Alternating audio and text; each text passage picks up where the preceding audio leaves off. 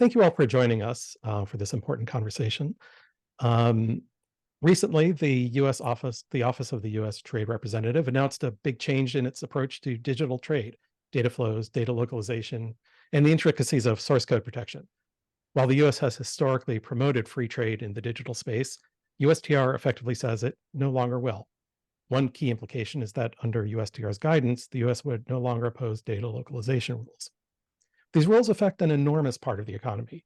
Definitions of digital data flows can differ, but according to the UN in 2022, international trade in digitally delivered services were about $4 trillion, and exports from the US alone were about $650 billion. The stated rationale for this change is to give the government, quote, policy space, which seems to mean a desire to rethink digital rules without having to worry about international commitments. The move is controversial even within party. Senator Elizabeth Warren's office praised the change as necessary to regulate big tech. Senator Wyden said the move primarily helped China and other authoritarian regimes. We've got a great panel of experts here today to discuss the nuances of these policy changes, their history, their broader implications, and the path forward in an increasingly digital global market. Let me very briefly introduce the panelists.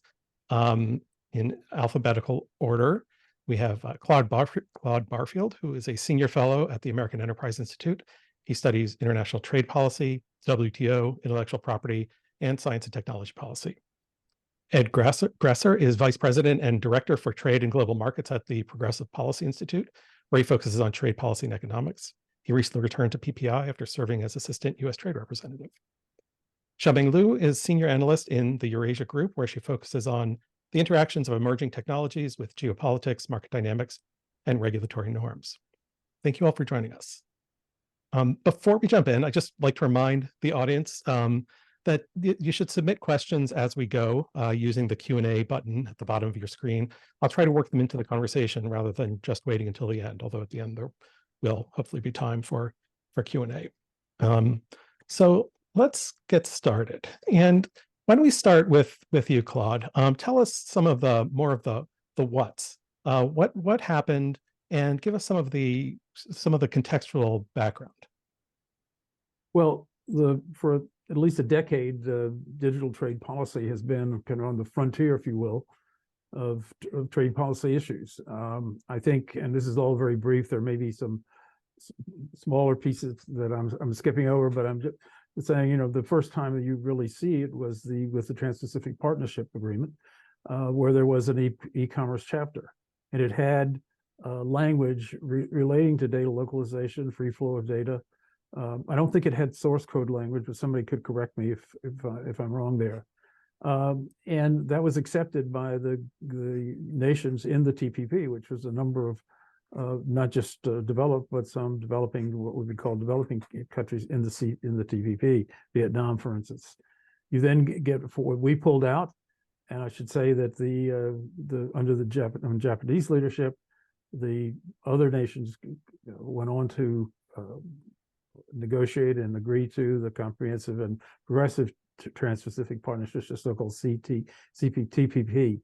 And that too, I think, had the same language. I think it's true, and others can chime in here when we change, that probably it was not under Japanese leadership. With the United States out, you probably didn't have the people bearing down on it as much as you would if we'd stayed in.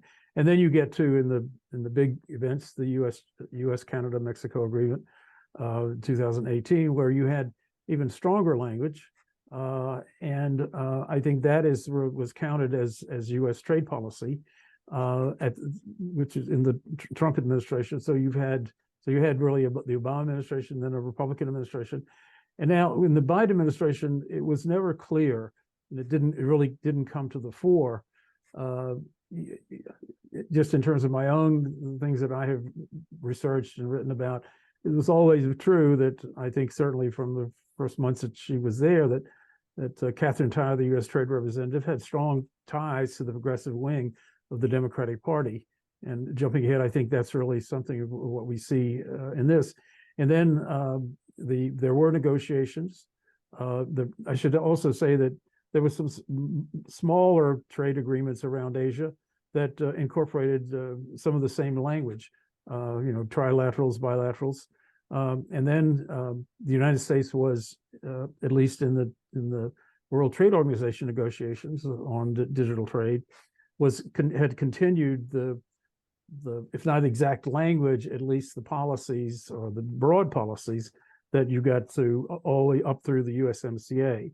And then you had last week, as you said, and we can talk about this, about the background here and what happened and who said what and who did what. There was an announcement that Inside US Trade, the trade publication, broke, I think it was last Tuesday night or Wednesday morning, something like that, that the United States was pulling out of those negotiations. And the reason that was that is negotiations, those part of it, that part of it that had to do with excuse me, trade flow, data flows, data localization, and source codes. It was said later that they were not pulling out of the entire negotiation on digital trade, but it wasn't really clear when they first said it. I think I will just leave it there and come back and have some comments on you. You've already mentioned that it certainly took the Congress by surprise, and I think members of Congress from both parties and in both houses assumed that U.S. policy, which had been adopted through the USMCA, which was adopted by congressional authority, was the policy of the United States, and should not change without a good deal more conferring and getting agreement than you had. It just kind of came out of nowhere to anyone. We can talk about later whether the staff, the USTR claims that it briefed the Congress on this. In my own case, I don't want to be too strong here, that just doesn't seem to me credible that anybody up on the Hill knew that that the administration was going to make the statement that it did as boldly and as baldly as it did. They may have danced around, well, we need to change things maybe, but no, I don't think they ever said anything to anyone that gave them any idea of the staff and the congressmen and senators that we were about to make that move. Ed, do you want to add to the what happened and why? Well, I have some speculation. There's a couple of other things I'd like to fill in, and also I think it would be useful to give people some primary source quotes. On one, kind of the economic scale of these issues. As you mentioned, there's 4 trillion in digitally deliverable services, and the U.S. has about 1/6 or 1/5 of that. So it's quite a big economic issue. But that is only one piece of digital trade. A lot of sophisticated manufactured goods also rely on data transfer. So if you're selling a car, you're going to be transmitting information back and forth about software upgrades and servicing needs and things that are going wrong, or in the near future there'll be warnings that you're about to get into an accident and the car's going to shut down, and all those sorts of things. Those come up in agricultural machinery, and they come up in medical equipment. So there's a lot of manufacturing trade that is kind of intricately interlaced with digital data flow. In terms of policy now, as Claude mentioned, we have actually in law US-Mexico-Canada agreement. There are similar, though not as elaborate, features of the US-Korea trade agreement. And there's also a US-Japan digital agreement. So we have several things that are in law, and one that's in the bilateral agreement. The typical language of that, to look at data flows: no party shall prohibit or restrict the cross-border transfer of information, including personal information by electronic means, if this activity is for the conduct of the business of a covered person. Nothing in this article shall prevent a party from adopting or maintaining a measure inconsistent with paragraph 1 on the prohibition that's necessary to achieve a legitimate public policy objective, provided that measure is not applied in a manner which would constitute a means of arbitrary or unjustifiable discrimination or disguised restriction on trade, and does not impose restrictions on transfer of information greater than necessary to achieve the objective. So the language that's in law is countries in an agreement with the U.S. dealing with these issues, including the U.S. itself, should have a presumption for free flows of data across border. There is a clear exception for public policy regulation and law enforcement. And that also shows up in data data localization and source code. What the U.S. Trade Representative said is a 3-sentence paragraph. Many countries, including the U.S., are examining their approaches to data and source code and the impact of trade rules in these areas. In order to provide enough policy space for those debates to unfold, the U.S. has removed its support for proposals that might prejudice or hinder those domestic policy considerations. The JSI, the WTO talks, continue to be an important initiative, and the U.S. intends to remain an active participant in those talks. So the statement is saying there may be something in things like the USMCA that say data flow is a good thing and ought to be permitted, but there are there are reasons for regulation or law enforcement that would require you to forbid it or block it or limit it. Something about that formulation is under debate somewhere, but it is not at all clear to me that Congress was dissatisfied with this and wanted to pull it out. Nor am I really familiar with any proposal in Congress that deals with digital regulation that's inconsistent with that feature of the agreement. So it's kind of mysterious. What is the concern here? What are the debates and the policy spaces that USTR is referring to?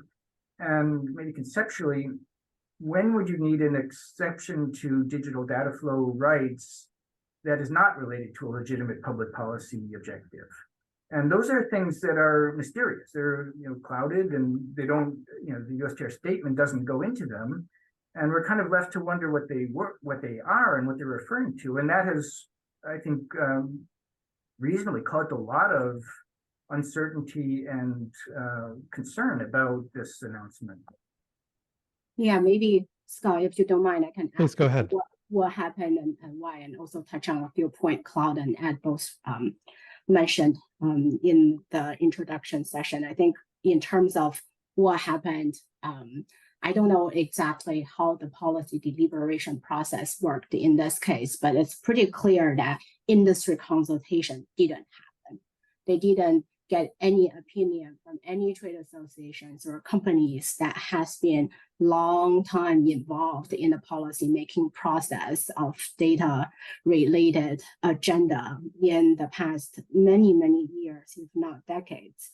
And that I think that's one process misstep that has infuriated many trade groups in this town. Like basically everyone sending a letter or a set of comment protesting, they are being excluded into this process. Because the USTR, before Catherine Tai, used to be the most pro-trade, pro-industry agency among US trade agencies, and even you can say among federal government. They are at the forefront doing negotiations on behalf of US commercial interests, and they are very closely work with these trade groups representing commercial interests, but they shut down the communication completely this time, which is a big shock to everyone. It's a big change of the way they have been behavior for a long time. And typically USTR should have sought a White House opinion before they make big policy changes like that. It didn't sound like it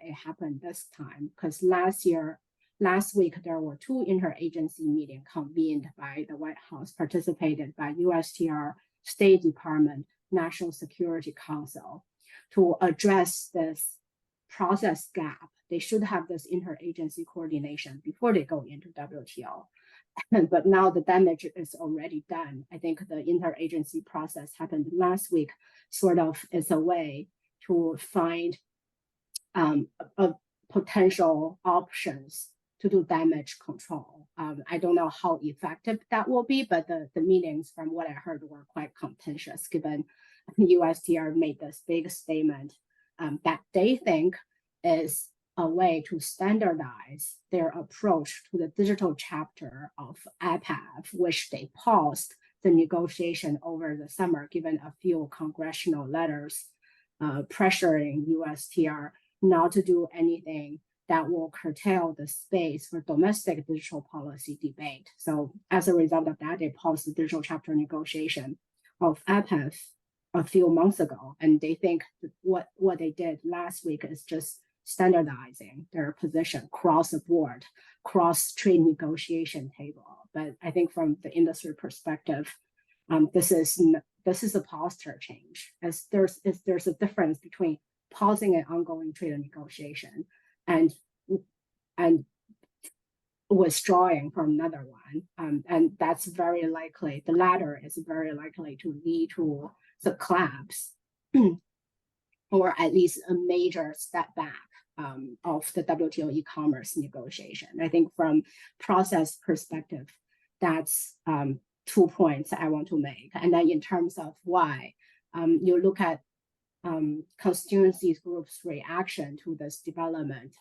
Democratic Senator Elizabeth Warren of Massachusetts reacted immediately, who applauded USTR's effort. She said USTR is rejecting efforts by big tech lobbyists to use trade deals to thwart regulation. He also claimed the APEC digital chapter negotiation is also in line with this, and she thinks this is a good step forward. I think that represents certain anti-big tech groups' voice on this matter. And then in addition to that, you also see Coalition for Prosperous America, a group representing companies and labor unions that make or grow things exclusively in the US, welcomed this change. And they put their statement on the website. It's very clear that they're very anti-trade. They don't see any benefit of free trade policies and believe that the freedom to move data out of foreign countries and store in the US means that foreign authority will get some trade concessions from the US in return. And they argue that no matter what that pro-trade compromises are,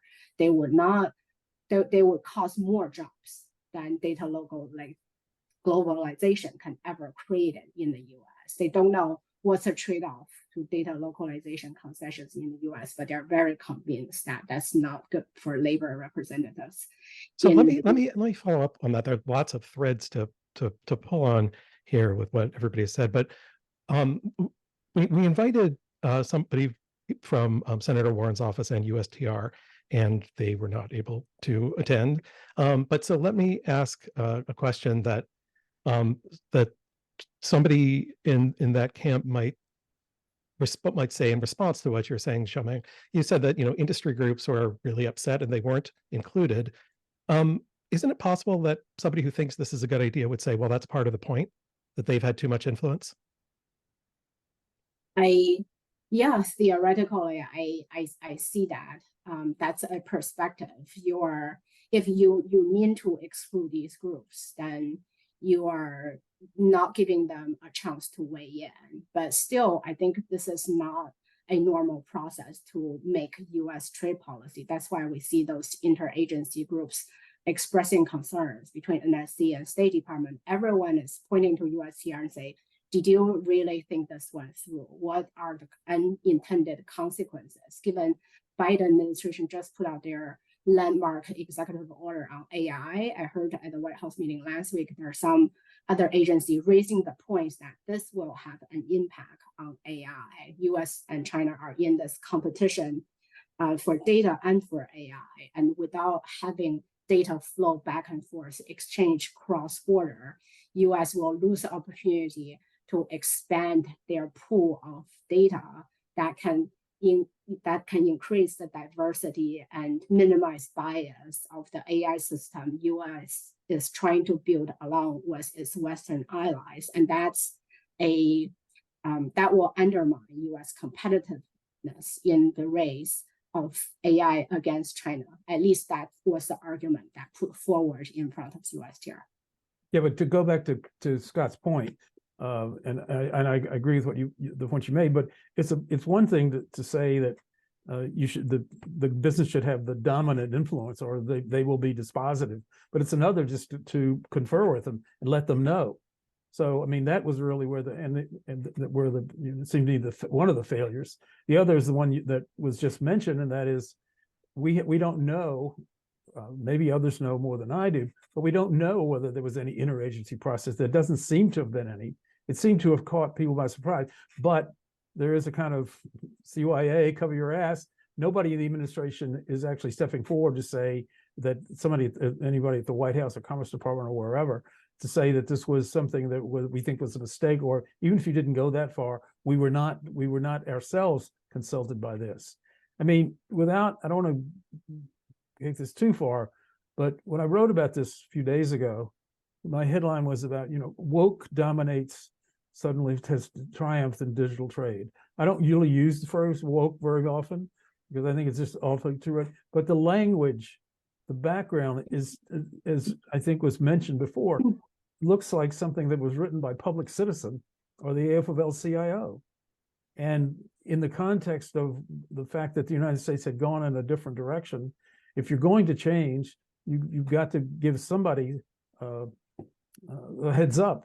And as I keep coming back to, the USTR has got itself in a bind here. In effect, they're not saying that Wyden lied, but they're saying that he was at least at a minimum uninformed, that they had told his staff, at any rate, or the staff of the Ways and Means Committee, both of which all of which deny this, that this was coming. So it's a strange cock up in all directions, it seems to me. So I want to talk more about process on it because it's really interesting how this happened. But also going back to the implications of what it means. Sorry to take the conversation back a couple steps, but Ed, you pointed out that it will have large effects on other sectors of the economy. It's not just a platform thing. It's not just big tech. No, it's not just.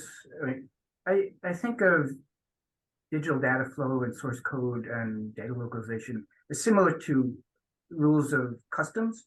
If you have to publish import manifests and forms, and you have to do standardized and impartial regulation, that is of great interest to people who manage ports and air carriers and maritime companies, but it's mainly interesting to people who want to move goods back and forth. And that's kind of what the data flow thing is to me, that it is a way of giving a default that if you're doing legitimate business, if you're an online shopper, you move data back and forth. Governments have the right to patrol this for law enforcement and so forth, but the presumption is that you're allowed to do it. And yes, platforms are interested, but they're not by any means the only or dominant interest in this. Even though this is couched as it said that something's different about digital trade than other types of trade.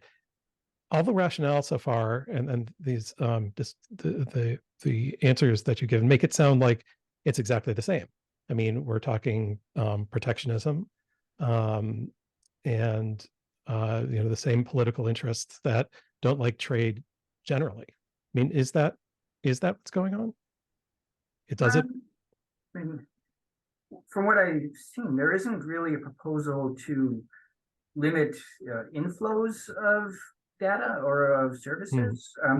It's more linked to a kind of misty concern about regulatory rights, and the rationale isn't explained. There are very clear regulatory exceptions in USMCA, in the Japan agreement, I assume in the WTO proposals. And then there's a statement that we need policy space for something that presumably might not be covered by this regulatory exception. So I think there's a big burden on the administration to say what that is. What is your concern here? What do you have in mind? It is also, I would note,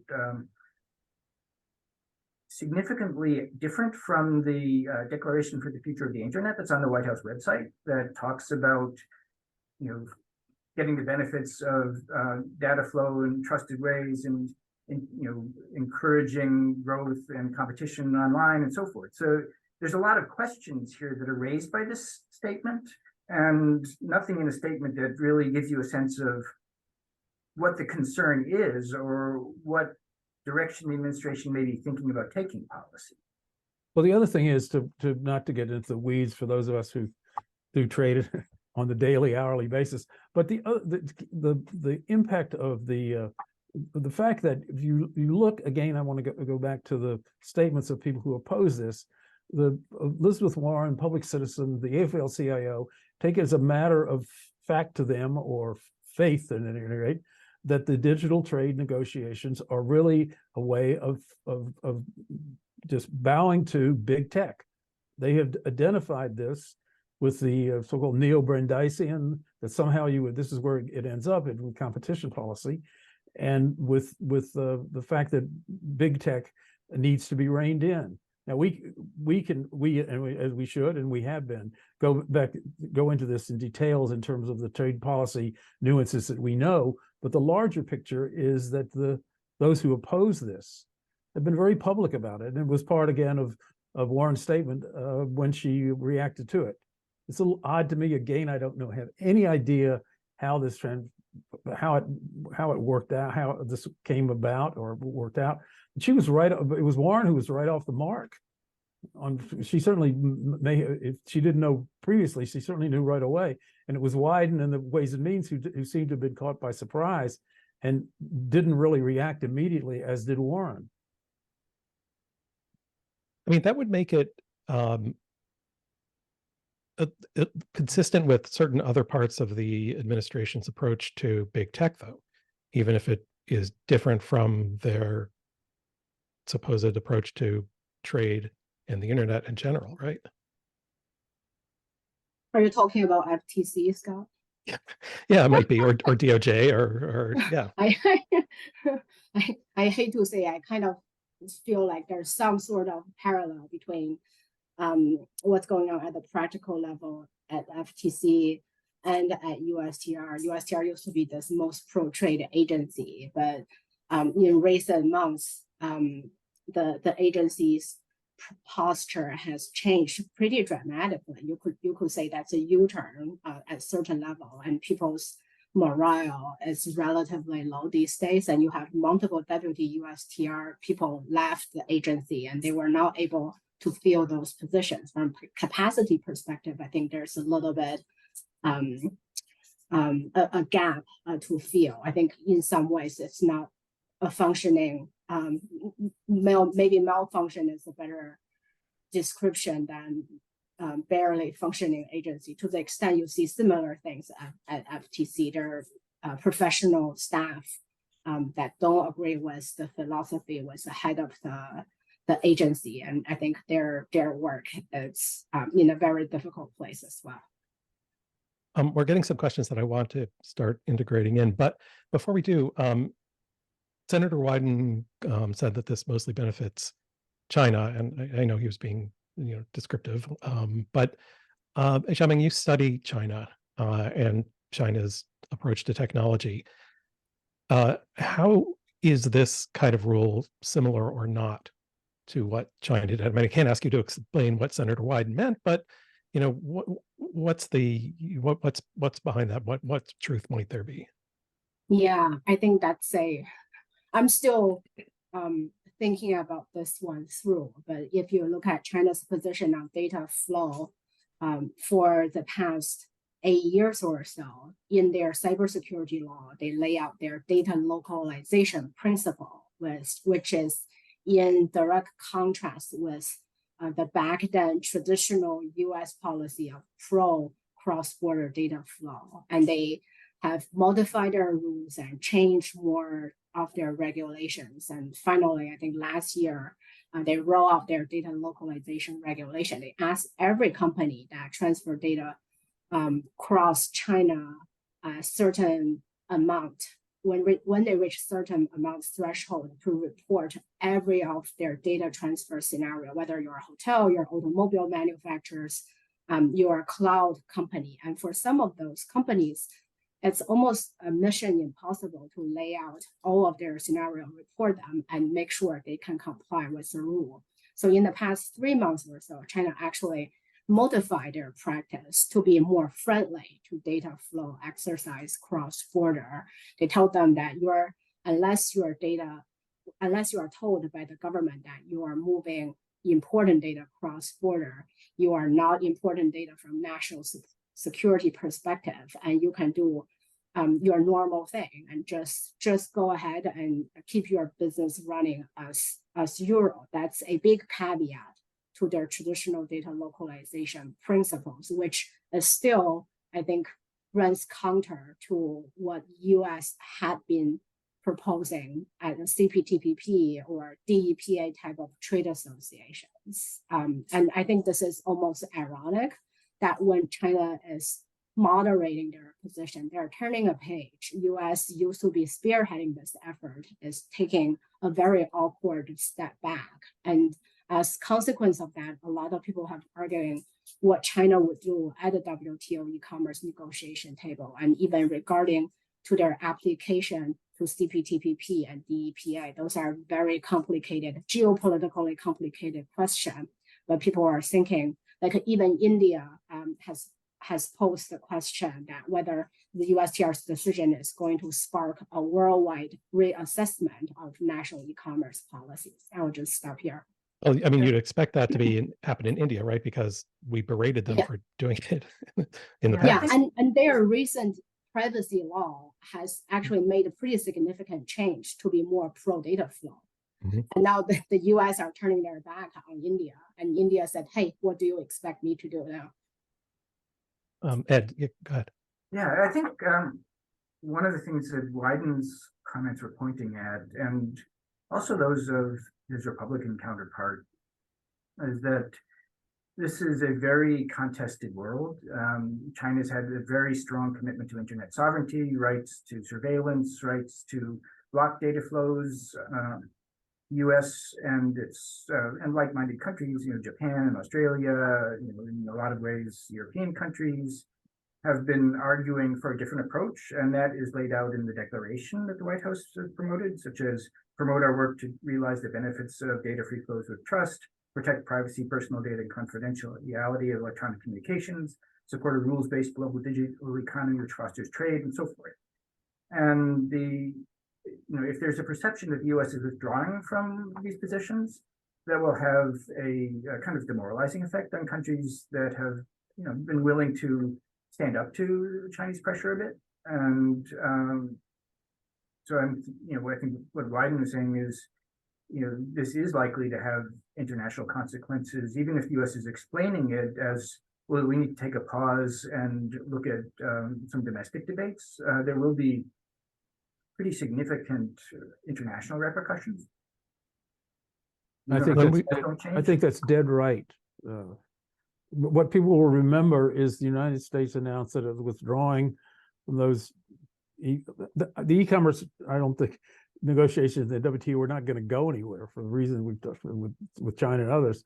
But the announcement itself signaled a big change, as Ed just mentioned, and so people will remember that rather than the nuanced details underneath it.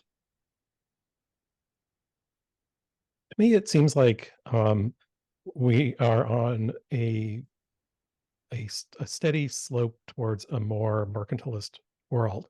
I mean, it started under Trump, but the Biden administration has continued many of those policies with the Inflation Reduction Act, and now this. Do you think is that true? Is this sort of consistent with the general direction we're going, or is it an aberration that maybe we will see? I mean, that there's still hope for more free trade, at least among allied countries. Well, I would say two things. One, depends a bit on who one is listening to in the administration. The National Security Council, a couple of months ago, said, we don't think trade is at the core of international economics. The Treasury Department has quite a different view, that they're trying very, hard to emphasize support for open markets and diversification of sourcing.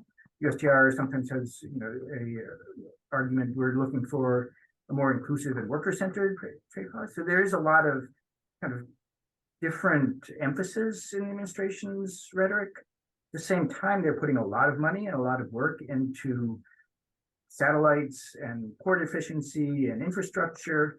And trade tends to grow in part because of government policy, but also in part because physical infrastructure makes it cheaper and easier. And I think it's too early to say, what is the next 10 years going to look like? It may be that government policies become more restrictive, or maybe the governments think they're becoming more restrictive, but their investment in port and air and maritime and high-tech stuff actually makes the world a little bit more liberal.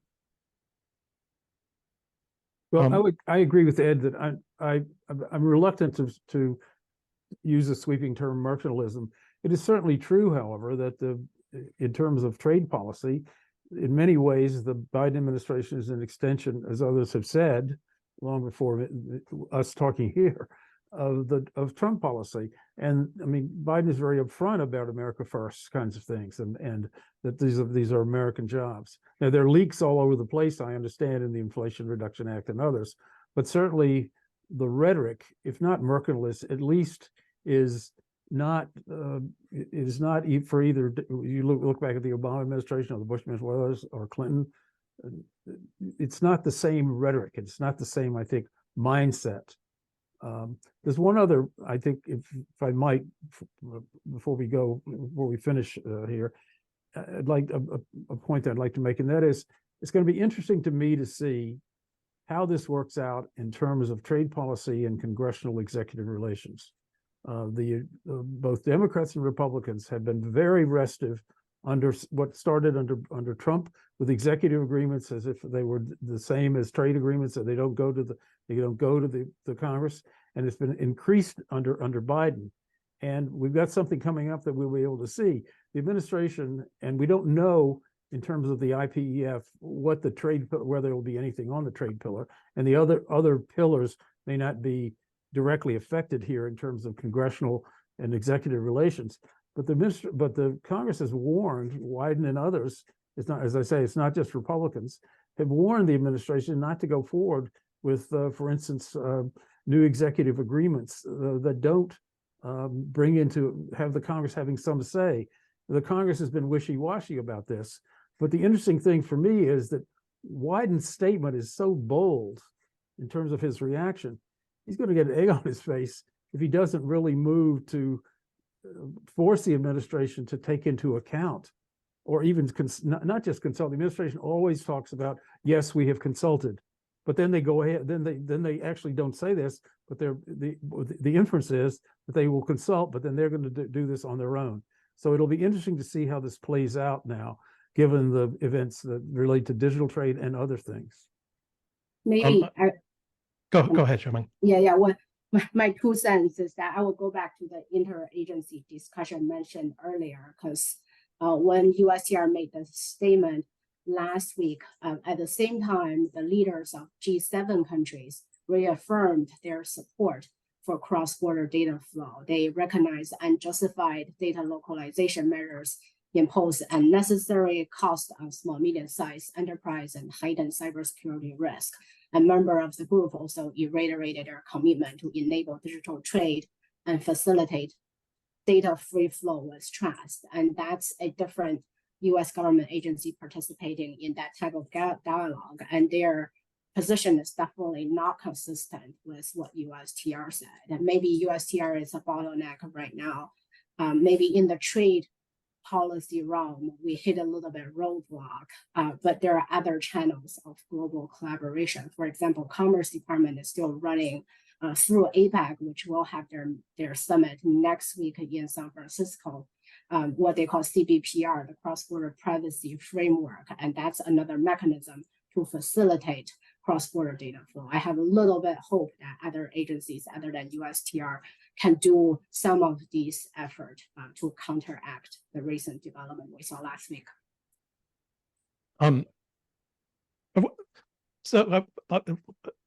Another topic I want to talk about is national security, whether that has any merit as part of this discussion. But before we do, I want to stay on this institutional question.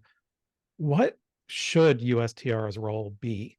And in this proposal, the statement that they've made, is it kind of consistent with the way USTR has historically operated, or is it kind of different? Without saying whether it's bad or good, how does it sort of fit with USTR's role? Well, without saying whether it's bad or good, according to the law, I think it's 1974 Trade Act, the U.S. Trade Representative is the coordinating body for trade policy and represents U.S. at the WTO, and is the president's chief trade policy advisor and spokesperson. They have some ability to decide to do things and not to decide not to do other things. but they are the head of a 21 agency organization called Trade Policy Staff Committee and Trade Policy Review Group that is supposed to decide policy through a interagency process which USTR leads. So it's not an agency that by law or practice has the first and last say. It is sort of the leading group. And if they decide not to do something, that's not outside the historic role they've played. So people think of USTR's role as at least in part to advocate for US firms abroad. Is that part of its at least informal purpose? I would say not. I mean, having served there for 9 years, advocating for US firms specifically is much more the job of the Commerce Department and the State Department. They are in charge of export promotion, and also have the Department of Agriculture and Treasury Department. USTR is much smaller. They do not have a lot of overseas staff and are not really able to do that sort of advocacy work. They typically are supposed to concentrate on negotiations and legal matters and WTO work. But I would say, I agree with that, but I would say that they certainly have a role in seeing that U.S. firms are not discriminated against, or that there are rules that actually are on their face, or even in the subtle ways hurt U.S. firms. That's a different thing from advocacy, Right, or big tech, or any other particular firm in a manufacturing sector or service sector. Yeah, that's right. They're supposed to be trying to create an international environment in which U.S. firms have opportunities and aren't discriminated against in various ways. Right. So let's talk about national security for a minute. Let me just read this question. It says, last year, Senator Wyden introduced the Protecting Americans' Data from Foreign Surveillance Act. That bill would enact export controls, stopping or limiting the transfer offshore of certain personal data of American citizens when such a transfer would threaten U.S. national security. Under the language of the U.S. the language that the U.S. withdrew, the U.S. would have to defend that this policy is necessary to fulfill a policy objective, which includes proving that there are no less restrictive alternative to bans on data transfers. Can you think of a less trade restrictive alternative to protect national security than blocking bulk data going to foreign nations? And if so, is there a conflict between those proposals and domestic legislative proposals? And maybe why don't we even start with that before that by saying, is national security something that goes into this kind of trade conversation? I will say pass a federal privacy law.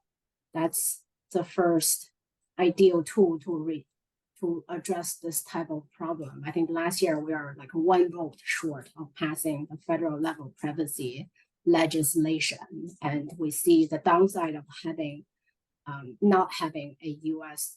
privacy framework in many global policy discussion forums, and including, I think, over the summer, or I should say like back in March, April, there's question of TikTok influence in the US. The election is coming. What type of political meddling we can expect from Chinese government, given TikTok is a Chinese-owned platform? What type of content are going to push to everyone, given they have a lot of users' personal information? Is that a national security question or not? If it is, how do we build some guardrail around those personal data national security concerns? I think a privacy law will be a comprehensive answer to that, not only TikTok, also other platforms like X or Meta or other popular social media. I think they all need this type of legislation to set up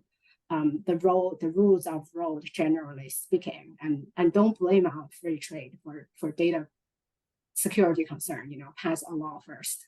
Mm-hmm. Well, as a really personal example, I believe it was 8 or 9 years ago, Chinese intelligence service was able to find its way into the Office of Personnel Management Records and extract the security forms and personal background stuff on quite a lot of American government officials, including myself.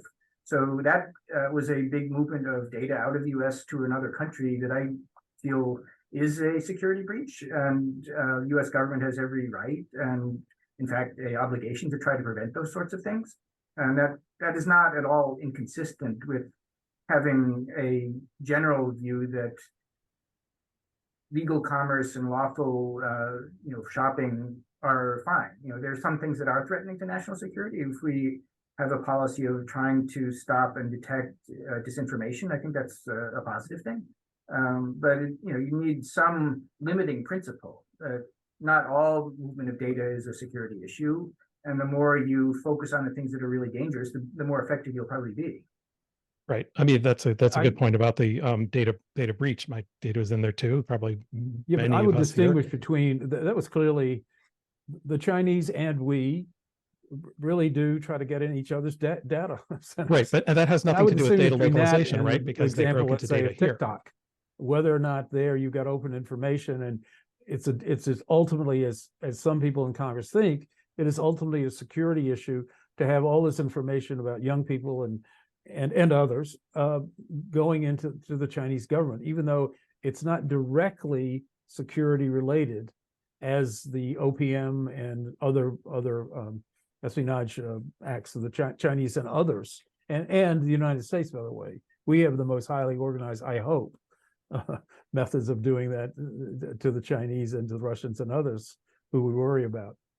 But that also has nothing to do with data localization, right? It was because OPM had terrible security protocols. So it may, I don't know exactly how they work, but it may be a lesson in the dangers of overly localized data. Right. Good point. Yeah. What about, so actually, I want to make sure that somebody's asked about the source code review part, so about the source code part, and I do want to talk about that because I don't understand it either. I hope somebody else does. But before we get to that, we've talked, there's been a lot of talk about other various trade deals, trade agreements that currently exists. So where are we right now? I mean, there's the USMCA. So digital trade is the free trade between Mexico, Canada, and the US. And whatever USTR says doesn't change that. How does this announcement fit into the current trade agreements? And if you are a company that relies on digital transfers, what do you do right now? What do you think? What rules should you be following, and what should you be preparing for? I will say throw your weight behind CPTPP. I think UK is the latest country to join that comprehensive digital framework that set a very high standard for cross-border data flow. And even US has withdrawn from the trade agreement between Japan, Australia. They carry the flag forward, and it has been gaining momentum. And a lot of, I think, at least in the Asia Pacific theater, a lot of the more developed digital economies between Singapore, South Korea, they are all doing their own bilateral and regional free trade agreement that has a digital component that benchmarked to the CPTPP language on cross-border data flow. I think that's the most helpful and spots to start with, and I have the most hope for them to keep going and carry this useful policy practice forward. Another related question. I'll read it and then add another part to it. Some have said that USTR's decision would lead to Americans' data going to Chinese servers. How would withdrawing support from a rule that would bind the US to guarantee unfettered data transfers to participant countries, including China, facilitate data going to China?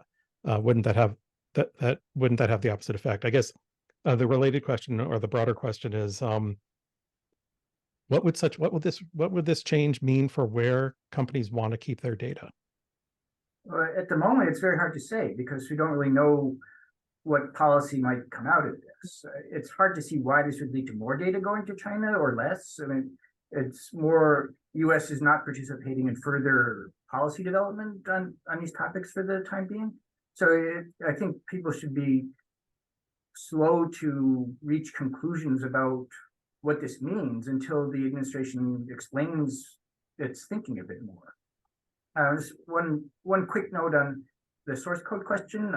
You can read in the chapter 19 of the USMCA, the Article 16 is the source code piece. No party shall require the transfer of or access to a source code of software owned by a person of another party, et cetera, with an exception for legitimate investigative and regulatory procedures. So it's quite similar to the data localization and data flow provisions with slightly different wording.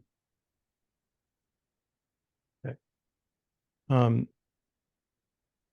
Yeah, I'm reading this question again, Scott, that the one you just mentioned.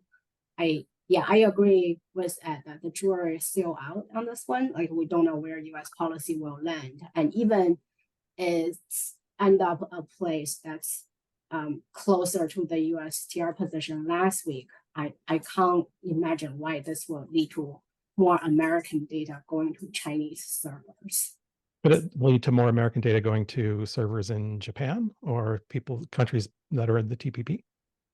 That I think that's a more possible scenario to talk about. If companies become more, they lean towards data localization policy. Let's say Vietnam or Indonesia or India brought back their recent policy change and decide to put out mandate saying, big tech, big cloud companies, you guys are all required to build a data center domestically. Then I think it's more likely that foreign users' data will be more likely to store locally in their country.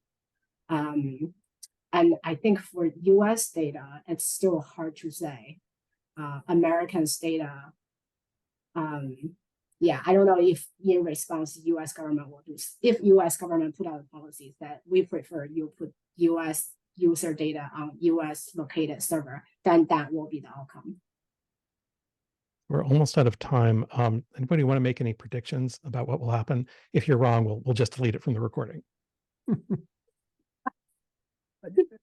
I don't really know, because we're in the limbo. The administration dropped something, out publicly, and then or at least part of the USTR has dropped something, and we don't know. We haven't heard anything from the rest of the administration, and the USTR is only saying that it conferred with Congress. So we don't really know whether this has what this would mean and I'm only talking about the United States policy now. I think clearly it reverberates in terms of other countries. And I will admit that things have changed maybe in the last 5 or 6 years or even longer, that countries since the USMCA have moved. This is not just China, but others. We've mentioned India and others who have moved to restrict data one way or the other. So an administration that really wanted to go forward with the kind of language that's in the USMCA would, I think, be encountering difficulties. So I think we ought to admit that. But we have kind of thrown up our hands, at least to the world for the moment, and saying that we're not even going to try. Maybe I would say near term I'm pessimistic, long term I'm a little bit more optimistic. Near term pessimistic is, I think now US has withdrawn from the JSI WTO e-commerce negotiation. It's hard to see Japan and Korea or Australia, Singapore carry forward that negotiation by themselves. I feel like that track of negotiation will slowly wind down and lose its life. I think they typically have an annual review process, report to the ministers level meeting, but I don't think they will have anything fruitful to show early next year at the next ministerial. But I think long term, I'm somewhat optimistic that there will be a little bit self-correction in US data policy stand if the next administration comes into White House next year, whether it's Biden's second term or it's Trump. I hope the next USTR will be taking a more traditional role and take a more traditional USTR approach to these issues than Kathleen Tai is doing right now. In an even more near-term sense, what's the discussion going to be like at APEC about this? Probably kind of puzzled. I don't think many foreign governments are really understand what the U.S. is trying to get at, and that's likewise the case with a lot of people who follow these issues within the United States. So, in my own predictions, like the next few weeks or maybe next couple of months, there'll have to be some discussion here about what does this announcement entail in terms of policy. Is the U.S. government's position compatible with the USMCA provisions, and is it compatible with the Declaration on the Future of the Internet? If not, will it have to walk back this position, or will it propose some changes in these things? I mean, that's all. I think those are kind of the next things that have to happen.